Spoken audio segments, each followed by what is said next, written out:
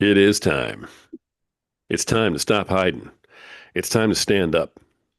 It's time for Christians to come together, to share their testimony, to inspire hope, to join our brothers and sisters as we answer the call. It's time to wake up the lions.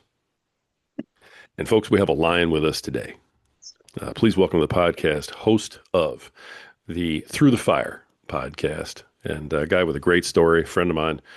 Please welcome Ryan Wickline to the program today. Ryan, how you doing, brother? I'm doing pretty great. How about yourself, Rory? Better than I deserve, man, as usual. So I love that you made time for us today, man. I know you are just busy building your empire in His name, but man, you have a story and a half, brother, and I really appreciate you wanting to come on here and tell it. So as we get rolling here, tell everybody, who is Ryan Wickline? What are you about, and how has God impacted your life, man? Well, first and foremost, I'm a child of God. I mean, God saved me from myself. He saved me from myself when He didn't have to. So everything I do is for His glory and what He calls me to do. That's first and foremost who I am. Other than that, I'm a mindset coach, which I developed as I was being saved, and work with kids here and there when I have time. But building to be a speaker because that's God's next calling in my life. Become a motivational speaker and spread His word to everybody else. Wow. Nice, man. So I know that part of the motivational speaking is going through your podcast and then also, on stage. When you do that, you're talking about your story, you're talking about mindset, you're talking about God. What exactly are your topics that you talk about when you get out there?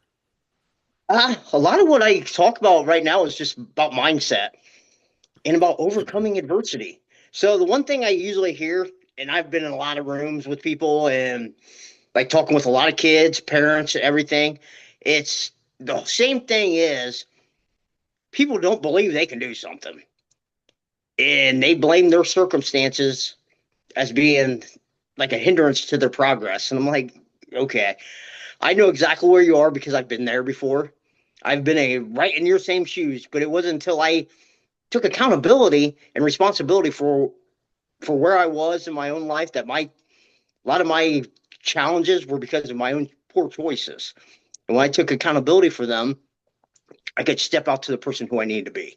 But until you can take accountability for your own actions and a lot of the problems in your own life is being caused by you, you're not going to get very far. Right. So like we can sit here and point fingers at who's to blame, but the ultimate finger you need to point at is yourself.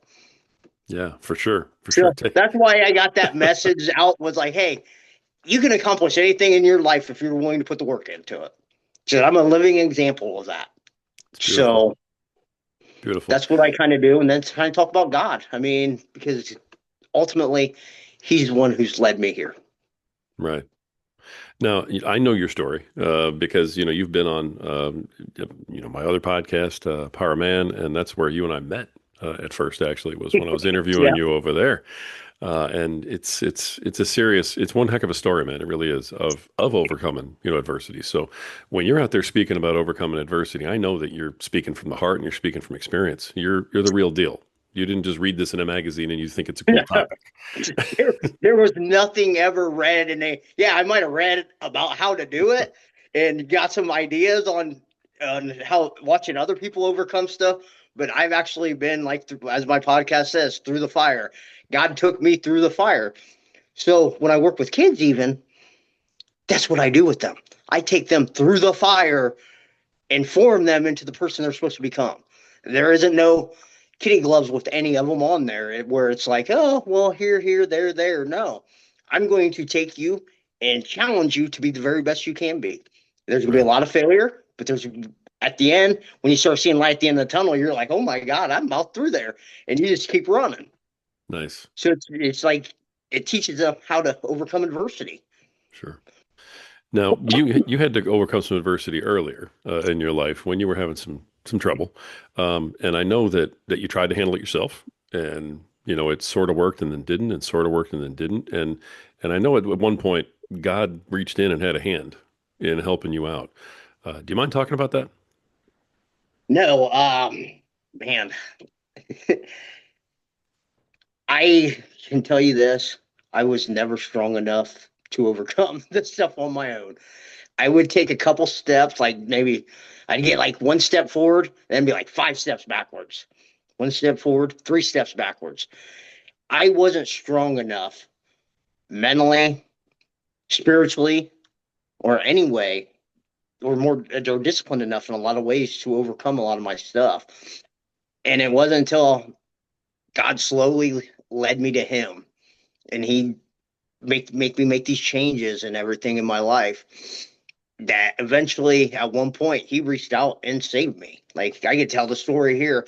I was sitting around a campfire drinking, snorting cocaine, watching my one friend cause fights with everybody, and just hit a relapse. Was 4 months clean, relapsed for about a month, and I mean, was in a low, low spot in my life where I was contemplating suicide, right? Because I wasn't strong enough to get through this, and I got tired of losing. Like, I thought I was going to be addicted to drugs and alcohol my entire life. Well, God had a different plan. His plan was better than mine. Like, He spoke to my soul and told me, Ryan, what are you doing here? You tell me you want this, you want that. Can you get any of that by being here? So, like I told everybody before, I took the cocaine I had in my pocket, handed it to my friends, walked home, have not touched a single drop of alcohol or any drugs since then. So, what now? I'm working about 6, 7 years clean right now. That's fantastic. Brother, congratulations on that. Yeah. I mean, everything else aside, congrats on that. Yeah. That's magnificent. So God basically just came in your life and said, what the heck are you doing? Yeah, it was a slow, surely process. Like, He didn't take it away from me right away. He made me have to work for it, and it was seen that I was really committed to it. Even after I gave it up, I tell everybody this, that I felt like I had like a week where I felt like, oh man, I'm as strong as I can ever be. Bring all challenges. I ain't never gonna touch this stuff ever again. And then what? After a week later, man, that's when the pain was brought to me. The pain, suffering, the stuff mentally that I had to deal with. I had to unpack my whole life pretty much, because I started using drugs and drinking when I was probably 18 years old. Drinking before that, so I that's how I cope with everything. So I had to deal with like almost 20 years of life that I never dealt with all at once. And that was the toughest thing I ever had to go through. And I tell everybody this, I wouldn't wish what I went through on my worst enemy, Hmm. because there was days that I did not want to get out of bed. It was painful, but I had to deal with it. Yeah. And without God, there was no way. He carried me through a lot of that. Like like what I went through, and then trying to go back to school, get my degree, and run a business too on top of that, like working with kids. I mean, like, I would never thought I made it through there. I mean, because my schedule was so jam packed with everything, but my prayer life changed drastically, and eventually He took over, and He carried me through a lot of that stuff. Like, I don't know if anybody's seen that picture with footprints. Like, there's one set of footprints walking, and it's pretty much Jesus carrying you, through it all, and that's Oh, kind yeah. of what it was. I know that my whole heart, that He carried me through so much and made me face myself, That's but great. it made me stronger. So that's great that you know that. Okay. And Yeah. you brought up something earlier I want to go back and touch on real quick, brother. You said, you would, God came into your life and you'd have your moments where, like, for a whole week, you'd feel just charged and you were ready to go and you're motivated, right? Because Yeah. you felt, that calling, you know He's there, you're feeling good about it. And then life kind of happens and evil comes back into the picture and starts saying, no, no, no, not so fast. They grab you, they pull you back down. Um, Maybe you can speak to that because so many people think that, bringing Jesus into their life is just an easy button. Like, Yeah. oh, well, as soon as I accept this, then God and Jesus are going to carry me everywhere. Everything's going to be beautiful, and I'm never going to have a problem again.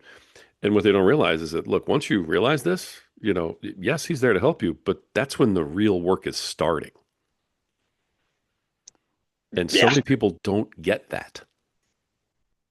Yeah. So, how did you handle that part of it when you realized, look, the work is just starting? Now, what do I do? I will tell you this, I handled it probably the worst possible way you can at first. I am by far probably one of the worst examples of this to begin with because there was a lot of yelling, cussing, and crying going on. A Okay. lot of anger and a lot of everything. I mean, that was my whole mentality back then. It was, why me? Why do I have to go through this? Why can't they go through this? How come you're always making it tougher on me? That whole victim mentality. I mean, that was me. And there was a lot of anger. Like, wow, why do I have to face this? A lot of fear, I mean, it was bad. So a little backstory on this was so I had just went started going back to school. And the test that I had to face this time around was the same thing I faced 20 years earlier when I was 18 years old, getting ready to go when I was in college the first time. It was the exact same test that I failed miserably. But this time, guess what? He made me go through it again with a lot more baggage to deal with. I mean, so there was some fear. I mean, so I gotta tell you, I handled it so horribly wrong that there was a lot of yelling, cussing, and everything. But I can tell you this honestly, I am so much stronger because I went through it. Hmm. And it showed me one thing that I had to learn to trust God. I had to learn how to trust Him. I had to learn how to fight spiritually. And I definitely had to upgrade my mindset. Hmm. My mindset was horrible. And if you had told me back then that I was going to be helping kids and athletes and people work on their mindset, I'd be like, you're crazy. But people will always tell you I was pretty confident in some abilities and, I'm pretty mentally tough in some areas. But some of them tests, I mean, that I went through, it was like destroyed me almost. Yeah. In all the time that you and I have talked, I've always kind of wondered that one piece. Because I know that, before all this happened, you were not a mindset guy. You didn't really have that, in your vocabulary. And I know that you have said that, God brought this to you, this idea about, mindset. But um, I guess, at what point do you realize if I don't change how I think, if I don't change what's going on inside of my own mind and my own heart, and really change this, then I'm never going to be able to recover because even though God is with me and He's there to support me, I still have to do this. I got to walk the walk. He'll carry me when I need it, but I've got to walk the walk. When did all that kind of come to you and how? Like, I was just getting, so I would listen to people talk. Like, I would do exercise in the morning and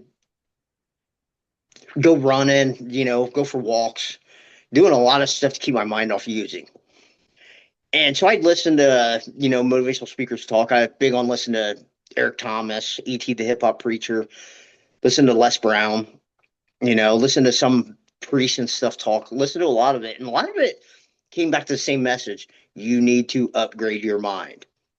You need to upgrade your mind. You can upgrade your body all you want, or upgrade your phone all you want with the new accessories and everything. But until you upgrade your mind, you're never going to get to where you want to be. So I'm Nice. like, huh. And a lot of it, like, I found out a lot of my problems was I didn't trust. I had a lot of trust issues. So the priest, and I'd go meet with him. I'd go meet with my priest there like once a week when I first started out. Like, and I need to go talk with him and just to get a lot of my problems out there, because I had to hold everything in. And I'd tell him, hey, man, I'm having trouble trusting on where I'm at. So he gave me a litany of trust. So I would say this prayer every day. Every day. Even if I wasn't feeling like it, I would say it every day. And all the other spiritual stuff I did. I mean, I just slowly, my mind changed. Then the people I got around, that environment. So I separated myself from a lot of people, especially if they were negative talking, because I latched onto that. I took their energy and became that. And God brought me around more positive people. And I'm just sitting here like, They're like, oh, progress, progress. I'm like, what's progress? I want to win. Like, it's either I win or lose. And they're like, no, you're looking at things differently. So being around different people and stuff and just everything I was doing, like I tell people, I was like a sponge, just trying to keep growing and become a better person. Like, it was all about personal development with me and becoming a better man. Nice. And that's what really helped me, like eventually come overcome all that stuff and like develop that mindset of, hey, it isn't what happens to me, it's how I react to a lot of it. Not everything needs a reaction. Am I perfect? No. I still react horribly at times, to certain things, but like I definitely won't quit. I mean, you'll see a lot of challenges I get and I just overcome it. Nice. Nice. You mentioned, as you were just answering that question, you mentioned, and I've heard you talk about before, the your priest, and how important he was, in terms of someone to talk to, mentor in some ways. You had a religious upbringing. You had been exposed to God and faith prior to your problems. Is that right? Yeah. So I grew up Catholic, baptized, went through my first communion and everything. It was probably around fifth grade that I started pulling away from all that. I was the type of kid, you know, I got kicked out of CCD classes, catechism, got kicked out of there with my friends, like, and it wasn't me being horribly wrong. I mean, I was just a rambunctious kid, couldn't sit still, one of those things. But so I didn't go there, but I would still go to mass every Sunday morning. That was something that my mom and stepdad made me do with them, was that. And by the time I got to junior high and stuff, and then a little bit more on my own, they'd let me go on my own because I was busy with sports and everything. So they'd let me sleep in, and I found a way to start skipping mass. But so I grew up with all that stuff. That's what I said. Like, if you would have told my mom that I'd be the one to start going back to church and all that stuff, and I'd be the one that was all about God, she'd be like, "That son, you're crazy." Nope, not him. And I was the one who God brought back into my life. Yeah. That's so And crazy. it is crazy, but like I tell everybody too, I always felt that connection and kind of a calling. I just didn't know what it was at the time. Like I Interesting. didn't know that. Like I always had, like, being Catholic, I have this they call it a, like, a strong tie to the Blessed Virgin Mary. Like, and this goes back to, like, with my grandma and everything. So she used to have this Blessed Virgin Mary statue, and I felt like a calling to that statue. Mhm. And so I'm just like, that's when a lot of my life started changing too, was when I started diving in deeper to all the saints and everything, like all these religious figures, the church fathers and everything, about go to her. So I go to her and have her take my things to Jesus because I'm not good enough in my mind, and I'm kind of a mama's boy. So I go straight to my mom, my Yeah. mom in heaven.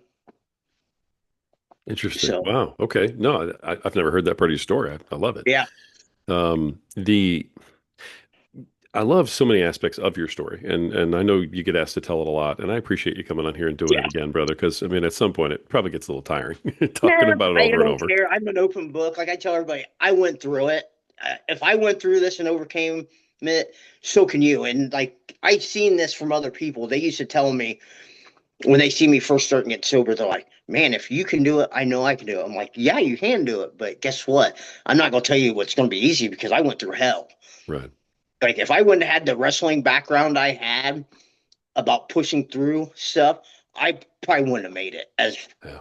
like I did. Like because I came out that other side pretty quickly and everything, but I had that background of my work ethic and the discipline part already in me that served a bigger purpose because I had dreams and God was like, just tell me, I need that Ryan back. That Yeah. one who works like that, I need that Ryan too. That's how you're going to overcome all this. Right. There's other parts of your story I love too, and that is you were exposed to God and who He is and the Word when you were a kid, and so even though you drifted away from it, when you heard the calling later, when He was reaching out to you, trying to save your life, you had a frame of reference to Yeah. recognize it and understand that this is God talking to me right now. I need to, straighten up my act. That goes so many different places. That how important do you feel like that was to you first? Um, I don't really, it was important that I knew that there was a God, that I Hmm. always believed in God.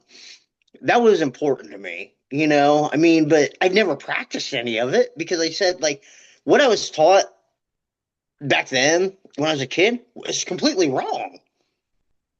Like, it was completely wrong. Like, I grew up in a family where we didn't pray together. We didn't, like, as Catholics, we were taught back then that we didn't have to read the Bible. We didn't have to know scripture like that, that they read it all to us and everything. Oh, So, wow. and it was never about a relationship with God. It was never about that. That was how I was taught. And like, it was more do as I say and not as I do, No kidding. that mentality. So, like, it was there. And I'm not gonna blame everything on them. It's a lot of it was my fault too because I wasn't willing to listen back then. You Well, know, so I'm you're not a going. All kid my though, yeah. fingers aren't going to point at them. But I was a kid, so I didn't know any better. You Right. know, I was young, so I'll blame that on my own stupidity and stuff. You know, uh, but what I was taught was wrong, so I had to learn how to fight, and that was the big difference was learning how the spiritual warfare works. Hmm. Like, not too many people dive into that, and I dove deep down into that. But that's what I need to do. And like, I'll tell you, the people that there was people that led me closer to God than a lot of other than back when I was a kid. They taught me what it meant, you know. They taught me like when I was older and I was ready to receive that message that what it meant to like worship God, what it meant to practice your faith, everything like that. That they would hand me stuff and I'd dive into it, you know. So that's where it kind of came. That was more important then. Like that just gave me a little foundation that was good to be built upon, but I didn't really understand it back then. Hmm. Now, you brought up spiritual warfare, which I think is huge because it's going on. You and I have had these conversations Yeah, between ourselves, yeah, but it's going on every day. And people who don't understand what that is or how it impacts us, they don't even realize that's what's going on right around them. yeah. And they're standing in the middle of the firestorm. What can you tell everybody about what you've learned about spiritual warfare, maybe what it is, or how it's impacted you, how you've combated it? Anything you can share on that, just to maybe help folks who don't quite get the concept or what they're supposed to do. Okay. Well, first and foremost, I'm going to tell you this, and this was kind of revealed to me last year when I was at a retreat conference. There's going to be a battle here soon. And you can kind of see, look at what's going on in the world right now. There's going to be a battle between good and evil, and you're going to have to choose a side. And God is raising up an army. I mean, I was dumbfounded when I went to this youth conference and I seen these kids praising and worshiping God. I was like, oh my God, God is like, wow, thank you for allowing me to see this. And I'm like, he's like, I told you, I've got an army being raised up right now. And I talked with some of the other leaders that were there, and they're like, yeah, we agree. There's a fight getting ready to brew that's going to be coming. Hmm. So, anyways, with spiritual warfare, everything that's going on right now and in your life has a spiritual connotation to it. Okay. So God controls everything that's going on. He allows it. So he allows these demons to attack you where you're weak at, so you'll fix it. Now that's interesting. Say that again. Say that again God for people in the cheap God seat. allows these demons to attack you where he wants them to attack you. So you will work on that area of your life. So that you become stronger, Yes. so that they can't keep attacking you there, and you're better equipped to fight. Yes. Brother, I love that so much. I mean, oh my gosh, if there's a takeaway from this today, that's it. Wow. Yes. Wow. Here's another important thing. They can attack you and tempt you, but they never have control of your will. You're the one who allows them in. Yeah. Right on. So When I tell you this, you think you are strong, guess what? And you don't have any weaknesses, and you know what's best. You're so self-aware. These demons are way more powerful than you. They're fallen angels. They are so strong, and so they know your weaknesses better than you do. And what you think your weakness is probably isn't even your true weakness. It's something else.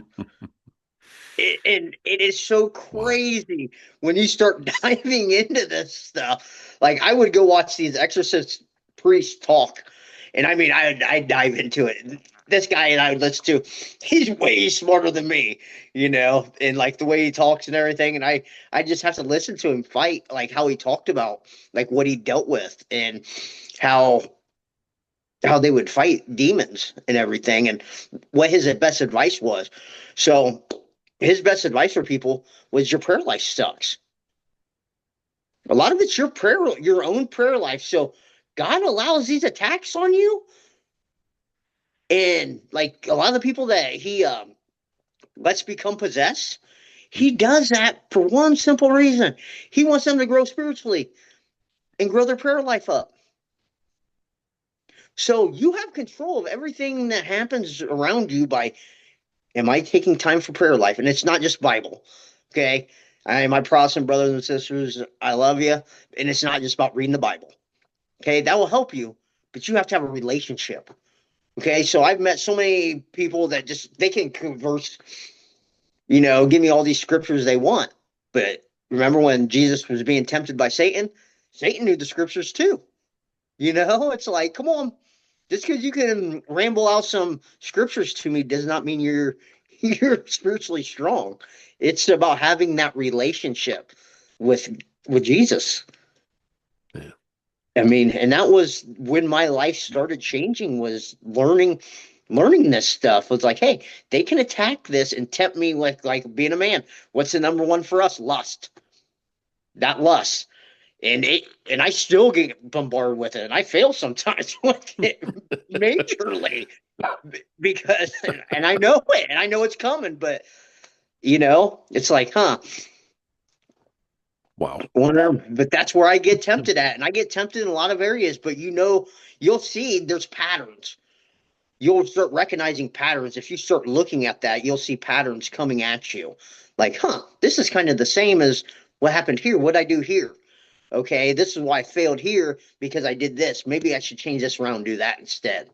Yeah. So it's all about a lot of give and take with stuff of, hey, what did I do wrong here, and being self-aware enough. No, I love it. I love that you're describing this way too, because this is a huge misconception with people when they start talking about what God has to offer, whether or not they should believe things like this. They'll say, "Well, I'm having such a hard time, and I always have this same hard time, and I keep having this issue, so God's not helping me with it." And then He you is just helping came you up with it. right. You just came up with, no, he's allowing the same attack to keep hitting you because you aren't fixing it. You're not, strengthening your walls in that area. So the attack's going to keep coming. Well, that's what I mean. And this is where I figured this part out of it, okay? Was you don't get stronger by avoiding something, right? You get stronger at doing something by saying no. Okay. So when I wanted to quit using drugs, guess what? I had to learn to say no. Yeah. That was how he got me through that, was I had to say no. Now, would I go that very next day and go around all that stuff? No, I wasn't ready for that. But he slowly built me up. And this is a way different approach than like most people will tell you to go about this. He would send me over to my friend's house or to go be around people as they were using and drinking. And I'd go in there around them for maybe like, at first it was maybe like 2, 3 minutes tops. And then cravings start coming. I'm like, oh, I gotta go. See ya. And I'd go home, pray, and pray as I'd walk around like, wow, dude, I about broke. But I slowly got stronger by saying no. So the misconception here that everybody has is he's just gonna take it away from me and I'm good. He is helping you by making you say no and get stronger with it. Sometimes he'll take it away from you, but most times you want, if you pray for strength, what do you think he's going to give you? Problems to get stronger at it, To right? get stronger. You want Exactly. patience. You think he's just going to make everything peaceful? No, he's going to throw out all this stuff at you. So you're getting what you Right. pray for, just not in the way you think you're supposed to get it. And that's why I talked about one time about how what was it? I can't remember, but like our we have these unrealistic expectations in our head of how things are supposed to go, and when things don't match that expectation, we think we're like, oh, poor us, poor pity us. It's like, no, you asked for it. This is the way it's supposed to go. Yeah. Suck it up and deal with it. You said you wanted it, and I'll go take it. Yeah.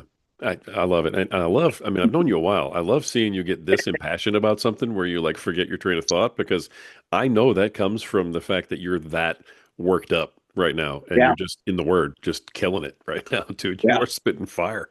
Um, let me back up for a second because you're throwing out fantastic stuff here, man. The You talk about the big battle that's coming. The big battle that's coming that a lot of people are talking about right now, and I know you believe it. So do I. That is where the idea for all this podcast, came from, is that there is a huge group of young lions out there, men and women who have had enough, who are literally ready to fight for their rights, for their voice, for their ability to worship, and they're not taking any prisoners. They're ready to go.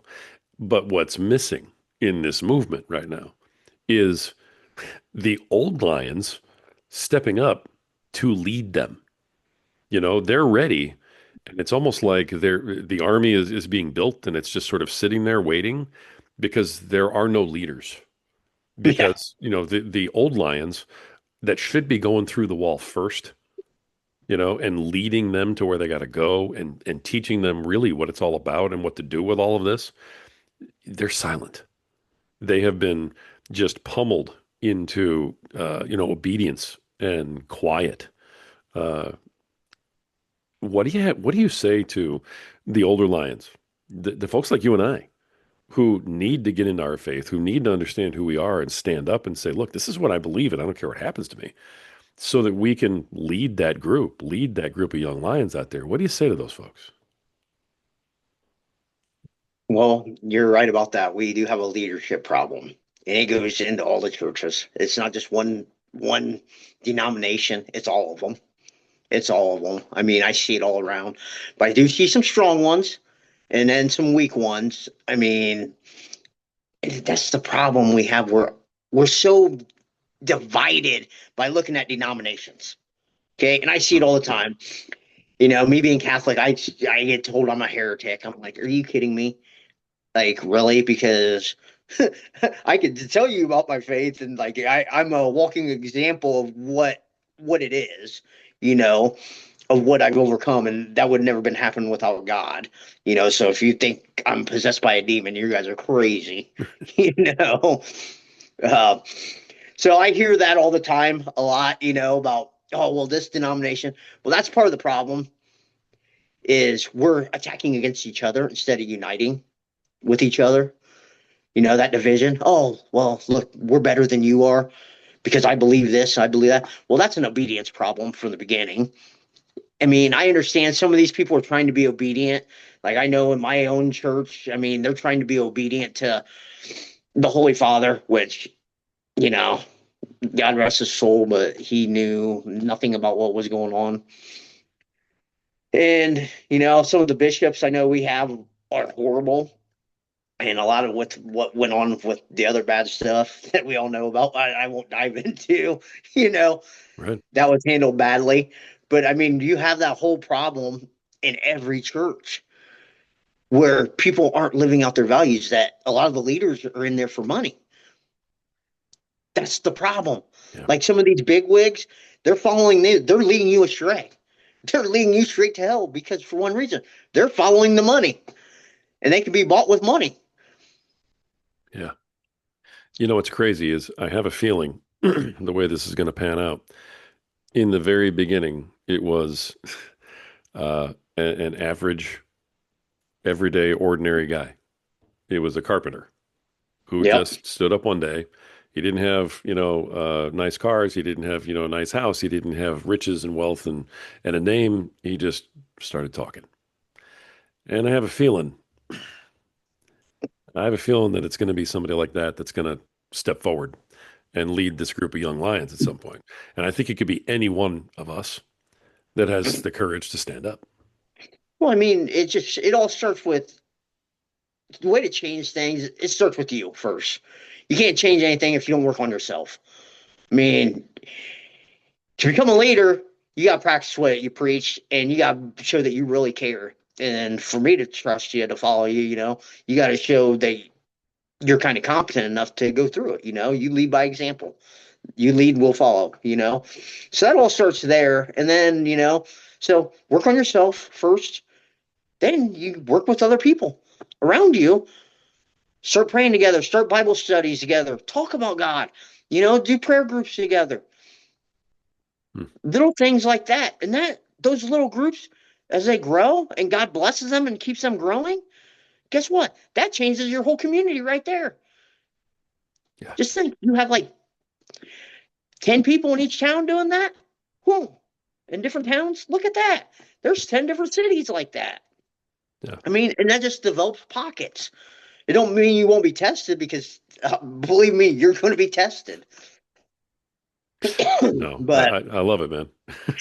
but I mean that's how it all starts. I Yeah. mean, you can't expect a lot of leaders aren't going to help you in a lot of ways that you think they are because they're trying to be obedient to stuff too. So like I said, it all starts with you. Yeah.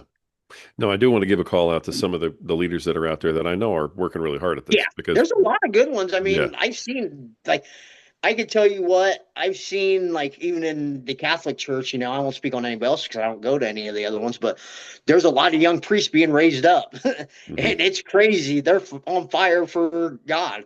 I mean, I know this because I talk to a lot of them. I've talked to them, and I'm like, holy cow! There's like in their 20s, and they have crazy stories too. Yeah. There's some that are on fire. Yeah. I think there's got to be a way to unite all of these folks, and, I, I'd love to think that, a little podcast like this can do that, but I think it just takes somebody to start talking, to get somebody else to start talking, to get somebody else to start talking. And eventually enough people are talking that something gets done. Yeah, So that's why I love the work that you do, in in mindset, in coaching, and everything else, because you are literally trying to make people stronger individuals with stronger yeah. minds and stronger resolve and stronger spirit. You have to have that in order to go carry the word forward. Does your faith play a role in what you're doing now? Yeah. So I tell everybody that each person that comes to me, God brought them to me. And I tell like some of these kids, like a lot of the kids that I worked with have had very, very bad home lives at one point. They've had very, very lives. That's who God brings to me. A lot of them with problems and baggage. So there's a lot of spiritual warfare going on there Yeah. when I get into it and we dive deep into it, but it's a lot of getting them to trust me and everything. Now, not everyone I work with is like that. Some come from really good families. Never really had to face as much adversity. But a lot of them have been through something. So my faith comes into play in all that. I can tell you like some of the stuff I've seen with some of the spiritual attacks that's happened to some of these kids that God's hand was in it. Hmm. Like God's hand was in it with a lot of this stuff. And like I'm like, wow. Like at some points it's like, really, Lord? Like, really, why are you giving these guys this attack and giving us this attack? But it's like, ha ha ha, look what I can do. I want you to see this isn't you, it's me. Yeah. So yeah, my faith plays a strong part in everything I do. Like because with my schedule, I'm so busy with everything. So I definitely have to be spiritually strong to get through some of them days. And Yeah. that's comes first with my prayer life. Yeah. as a podcaster and as a public speaker, and I've had the pleasure of working with you on a lot of this stuff, man. It's watching what you have done and the progress you've made, man, from the time I met you to today, which is utterly amazing. So I want to just give you all the credit in the world for all the work you've done because you're doing You it. can't give the credit to me. Yeah. It's just not me, Love but it. God who works through me. Love It's it, all man. Him. You've encountered something that I think helps keep people down a lot, and that is sort of this sometimes seen, but very often unseen pressure in podcasting, in public speaking, in even just speaking online to tone down the God thing. Where it's like maybe do I want to talk about my faith? Is it okay to do that? I don't want to offend anybody. How has that sort of come across your plate, and how have you handled that in your journey? So I've talked with you about this before. I know I have a story. Like my story, it's pretty powerful, and that's one thing I had to talk with my sister-in-law about the one time when I was transitioning away from coaching wrestling, and she asked me what's next, and I said I want to go be a public speaker. That's what I feel like I'm being called to do. I want to go motivate people and inspire people. And she goes, I will tell you this. You have you have gobs and gobs of life experiences to help people. And I'm like, oh yeah. So I know I have a story, Right. and people will tell you I have a story of overcoming and the stuff I've been through to inspire people, motivate people. But like I've encountered like people who like, man, businesses probably ain't gonna want to work with you because you're past, because you used to use drugs. So there for a little bit, I had that stigma, man. Why? And then I went on and did my first thing, which I wasn't very good. That first stage I went on what last year, and but I wasn't prepared like I should have been either. But and I don't know how many people were even there. That's another thing. There could have been like maybe 10 people there. It's like so I didn't get any like feedback really. So I'm like, man, maybe I should tone this stuff down about the drug usage and what I've overcome. And so we had that talk, remember? I was like, Mhm. I didn't know if I wanted to talk about my faith and because I don't want to push my beliefs down on anybody. I'll never do that. I won't ever push my beliefs or anything on anybody. You can believe whatever you want. I mean, the day of reckoning is coming. You have choice, Right. free will. You have free will. You choose. You make your choice. So And then one day, after we talked, I'm like, I prayed on it a little bit. I'm like, you know what? I don't care what anybody thinks about me. If you don't want to work with me because I'm a former drug addict, that I believe in God and I love God, you're probably not supposed to be around me anyways. So Yeah.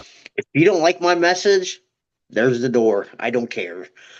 You Yeah. know, I'm not going to turn it away from my beliefs and values for anybody. So I had that coming to grips moment too, like I know a lot of people do about things like, hey, should I share this? Should I not? And it's like I don't care. Yeah. Like I don't care. My faith is more important to me than that. I love it. And yeah, we have had that talk. That's why I wanted to bring it up too, because I know that you got firsthand experience with what people are dealing with. I feel absolutely blessed to have been able to help you in any way with any of that, So I love the decision that you made and the direction you're going. And I mean, obviously, the success you're having right now, brother, your podcast is blowing up. It's, I I'm mean, working. it is just, I mean, it is seriously for as young as it is just, hitting the charts right now.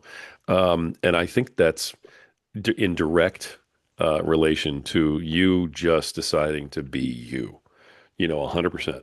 And so I applaud you for that, man. Really and truly. It takes bravery to step up and say, I don't care what other people think of me. I know this is right. Yeah, like that's pretty much the way it is. I mean, like can tell anybody, you can go look at how other people do things, but you'll never be as good as them at being them. Yeah. Be There's, yourself. Be authentically you. I mean, that's me. I mean, I'm real. I'll be real with you. I'm authentic. You're either gonna love me or hate me. And there's a lot of people that don't like me because I'm brutally honest at times. But you know what? I'm very loyal and and I will state my opinion on things, I mean, so Right on. Right on. I love it. I love it. It's just kind of occurring to me. The title of your podcast, Through the Fire, that's where the title comes from, yeah, is your journey with through the God fire. Yeah, through the through the fire. actual fire. Yeah, Oh, he huh. gave me that name. He gave me that name for my coaching business and that the business. And then I use that for the podcast. That's where that all came from. That was all him giving it Nice. to me. And that's why I told people like the message he gave me and vision he had for me, it scared me to death. I mean, I was completely freaking out when I was like, really, you're calling me to do this? Right. Like, I have no experience doing this at all. But that seed was always planted in my heart because I'd had people mention it to me before about becoming a motivational speaker. But when he finally said, "Hey, it's time. It's time for this," I was freaking out a little bit. I mean, because I kind of had a fear of public speaking and everything, Yeah. and he made me give up stuff to go do it. He made me give up coaching to have that. Yeah. I mean, so it was like there was sacrifices that play. Hey, which I'm calling you here. You going to choose me or you going to choose this way?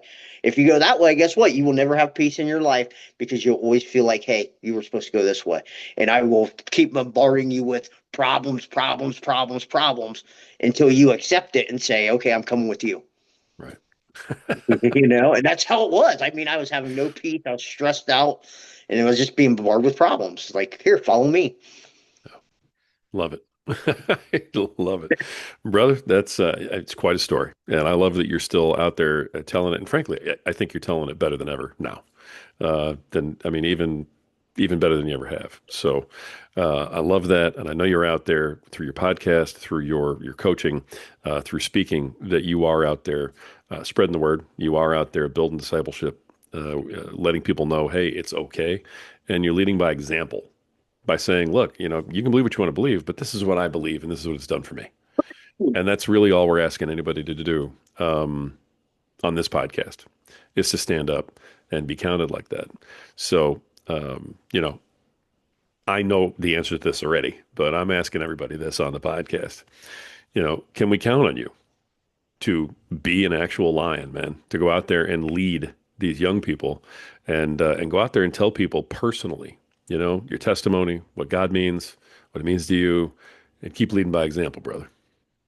Well, of course I'm going to do that. I mean, I've been doing it. That's Yep, not going to change. absolutely. Absolutely. I knew it. Like I said, I already knew the answer. I just wanted to ask, wanted to get it on record. Now you're stuck. I got you. No, it's beautiful, brother. Ryan, everything you're doing, man. Your podcast, Through the Fire, your coaching business, everything you got going. You're speaking, public speaking on stages, talking to young people, helping them, mentoring them the way you have. I can't thank you enough from myself and from the cause that we are, representing right now. Um, but brother, bless you in your fight because you're leading it, man. You really are, and thank you for that. Yeah, I appreciate it. Yeah. All right. Ryan Wickline, host of Through the Fire. Awesome guy. Thank you again for being on, brother. Appreciate your time, your effort, and your message. Folks, it's time. It's time to wake up the lions. And more than that, it's time for you to take your rightful place with your brothers and sisters and let them hear you roar.